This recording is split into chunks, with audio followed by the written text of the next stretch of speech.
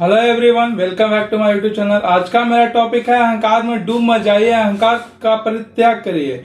जिसे कहते हैं ना कि जीवन लक्ष्य की प्राप्ति में अहंकार एक प्रबल शत्रु है, क्योंकि भेद अहम भावना से ही उत्पन्न होता है, जिसके उत्पन्न होते ही काम, क्रोध, लोभ आदि विकार उठ खड़े होते हैं। इन्हें बाहर से बुलाना नहीं पड़ता। अहंकार स्वतः बुद्धि के प्रसंग के इन्हीं अंतस्थल से पैदा कर देता है। मनुष्य परिस्थितियों को दोष देता है। इससे होता क्या है ना कि आपको घमंड आता है और किसी चीज को आप करते हैं तो उसमें सक्सेस नहीं मिलता है, और आप ये सोचते हैं कि ये कारण था, इसके चलते ऐसा हो गया। ये नहीं है। आपके अंदर का जो अहंकार है ना, वो आपके जो काम में बाधा बन रही है। रियलिटी ये होती है, लेकिन लोगों को ये लगता है, वो मतलब टाल देते हैं, किसी का बहाना लगा के छोड़ देते हैं।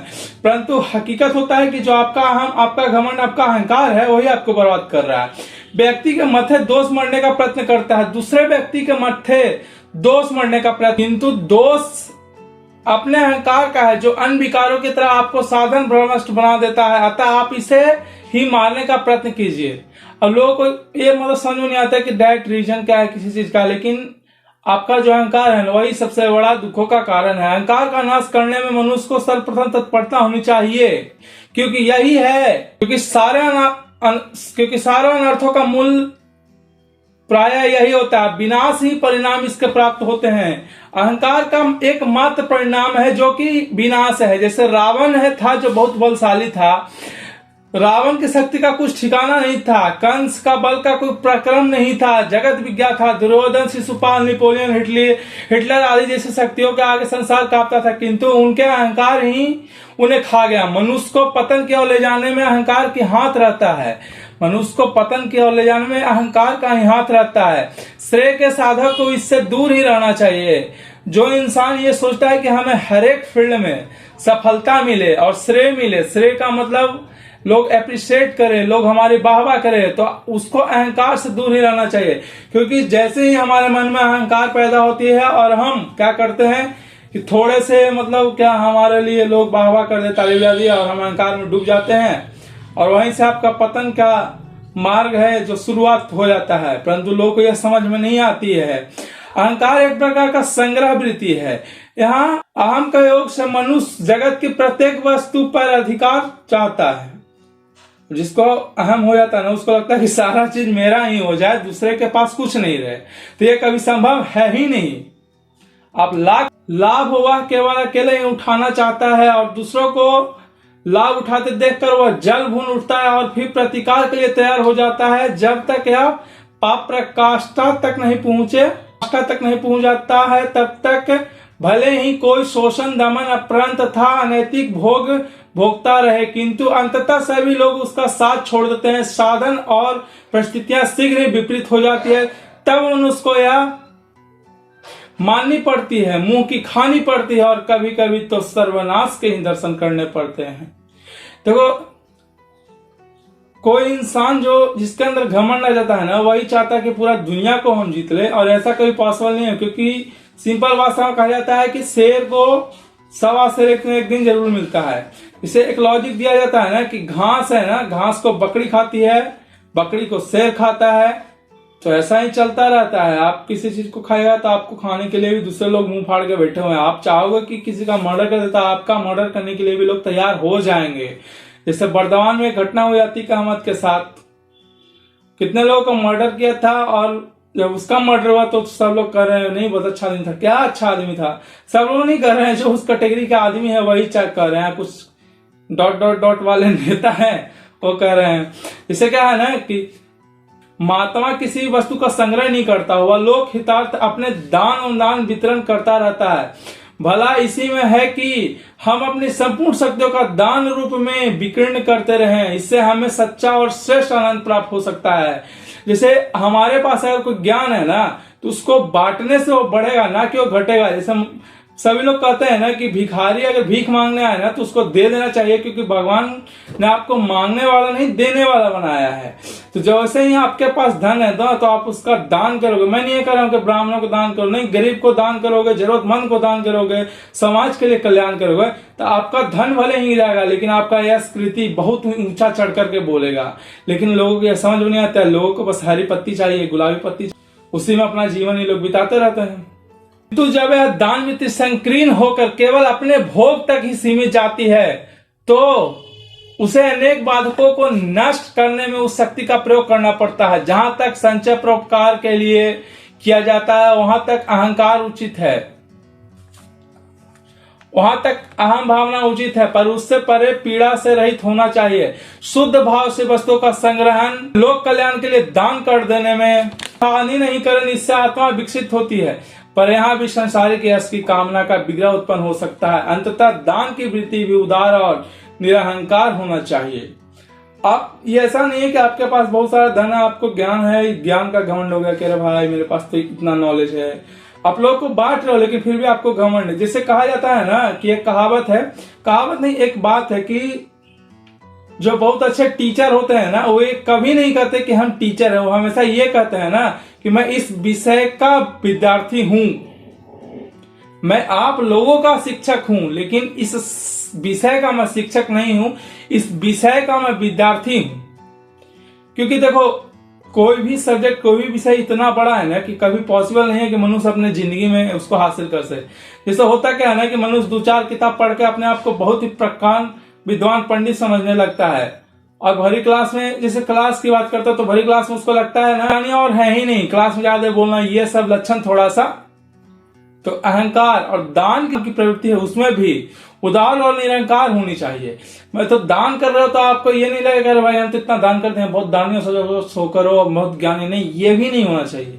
तभी जाकर आप मतलब सुख की परम प्राप्ति कर सकते हैं। यह स्थिति तब आती है जब आपका कर्तव्य पूर्ण रूप समाप्त हो जाता है। कर्तव्य तो सभी करते हैं किंतु जो अपने से अधिकार ईश्वर के लिए छोड़ देते हैं, जैसे कहते नहीं है कि भगवान मतलब जिसके साथ कोई होता है उसके साथ ऊपर वाला होता है। भगवान श्री कृष्ण श्रीमद् भागवत गीता में भी ये कहते हैं कि अगर मेरा भक्त या संसार का कोई भी प्राणी कोई अन्याय सह रहा है और उसका जवाब नहीं दे रहा है तो समय के साथ उसका जवाब मैं स्वयं दूंगा। ये कौन कहते हैं? भगवान श्री हरि जो कि धरती पर कृष्ण रूपी आए थे, वो स्वयं कहते हैं कि ईश्वर पर अधिकार छोड़ते और समिष्ट रूप से इस बात के लिए राजी हो जाते हैं कि इस संपूर्ण का कर्ता धर्ता परमात्मा ही है, उसी की शक्ति, संकल्प और प्रेरणा से संसार की गतिविधियां चल रही है। मनुष्य मात्र है, मशीन के एक छोटे से पुर्जे की तरह है, चलते रहने में ही गौरव अनुभव करना चाहिए।